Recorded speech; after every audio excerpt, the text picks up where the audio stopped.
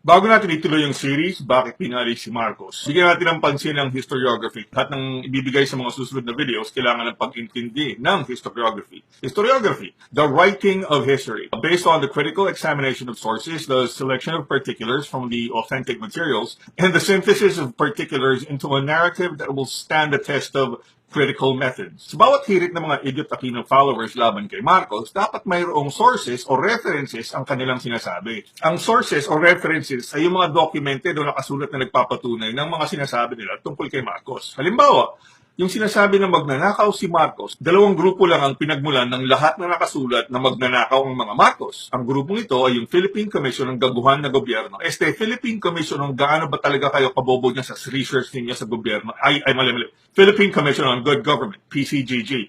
Ang PCGG at ang Ombudsman ang mga sangay ng gobyerno ng Pilipinas na nagsasabi na magnanakaw at corrupt si Marcos. Yung mga document na binibigay nila, yan ang tinatawag na primary sources. Primary sources, ito yung original na pinagmula ng lahat ng sinasabi at sinusulat na magnanakaw ang mga Marcos.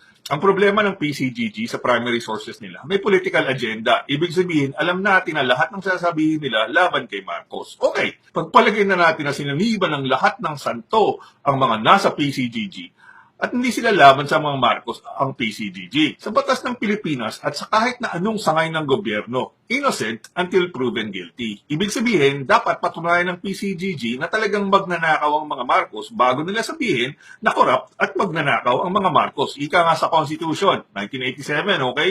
Article 3, Section 1, no person shall be deprived of life, liberty, or property without due process of law. 1986, binuo ang PCGG pagkaalis ni Marcos. Sinabi ng PCGG na magnanakaw si Marcos at pinabayaan natin silang mag-imbestiga upang patunayan na magnanakaw nga ang mga Marcos. Ngayong 2016, 30 years na yung pag-iimbestiga ng PCGG na magnanakaw ang mga Marcos. Kung after 30 years, sa lahat ng kasangkapan, kakayahan at kayamanan ng gobyerno ng Pilipinas, at hindi mo mapatunayan na magnanakaw ako, hindi ko kasalanan yon. Kabubuhan ng PCGG na hindi nila kayang patunayan na magnanakaw ang mga Marcos. Hindi naman pwedeng mag-volunteer ang mga Marcos na magnanakaw nga sila dahil mayroong right against self-incrimination. Kung Idiot Aquino follower ka, hindi mo makiintindihan ng right against self-incrimination. Kabubuhan mo yan. Uulitin natin, kung after 30 years, sa lahat ng kasangkapan, kakayahan at kayamanan ng gobyerno ng Pilipinas at hindi mo mapatunayan na magnanakaw ang mga Marcos, hindi ko kasalanan yon. Kabubuhan ng PCGG na hindi nila kayang patunayan na magnanakaw ang mga Marcos. Hindi lang passage of time na 30 years ang kabubuhan ng PCGG. Meron din statistical support ng kabubuhan ng PCGG. 900 cases ang isinampala laban sa mga Marcos. May natitira pang mga 10 or 12 court cases na dapat bigyan ng desisyon. Kung 30 years na yung kaso ng mga Marcos, out of 900, walang mapanalong court cases ang PCGG. Hindi na kasalanan ng mga Marcos na hindi kayang patunayan ng PCGG na magnanakaw ang mga Marcos. Yan, yung percentage na sinasabi. 1 out of 100, 1%. 10 out of 100, 10%.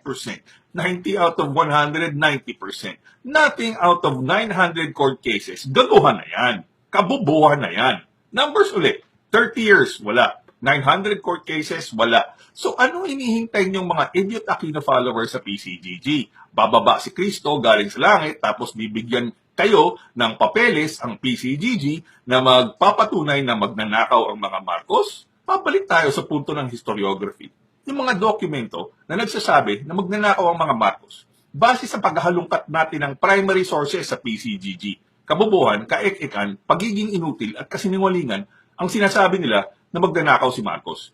Kung gusto mong ipilit ang kabubuhan mo bilang Idiot Aquino follower, lagpas ng 900, at magbabaka sakali ka na yung natitirang 10 or 12 na kasong magpapatunay na magnanakaw ang mga Marcos, insanity mo yan. Walang due process after 30 years at 900 lost court cases ang PCGG. Puro guilty na nagnanakaw ang mga Marcos.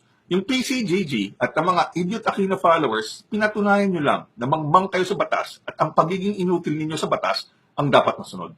Ang isa pang tanong sa PCGG, yung pinapakita nila na alahas raw ni Imelda na ginto, perlas, diamante at iba pa, kung talagang pagmamay-ari ng mga Marcos yung alahas na yan, kanila yan. Saan ka ba naman nakakita ng kaso na hindi pa napapatunayan ng PCGG na ninakaw ng mga Marcos Pero, ipipilit pa rin ng mga bobo sa PCGG, sa gobyernong Idiot Aquino at yung mga Idiot Aquino followers na nagnanakaw nga ang mga Marcos. Walang due process ayon sa saligang batas. Tapos, kukunin ng PCGG yung alahas ni Imelda. Eh di hindi si Imelda ang magnanakaw, kundi ang PCGG. Kailan pa naging judge, jury at executioner ang PCGG? Kapag sinabi ba ng PCGG na magnanakaw ang mga Marcos, automatic magnanakaw na ang mga Marcos. Kung inutil ka na bobong Idiot Aquino follower tulad ng mga nasa PCGG, yung sagot mo sa tanong na ito ay oo. Kaya ka nga idiot kasi hindi mo alam ang due process. Ito ang historiography ng primary sources na magnanakaw raw ang mga Marcos.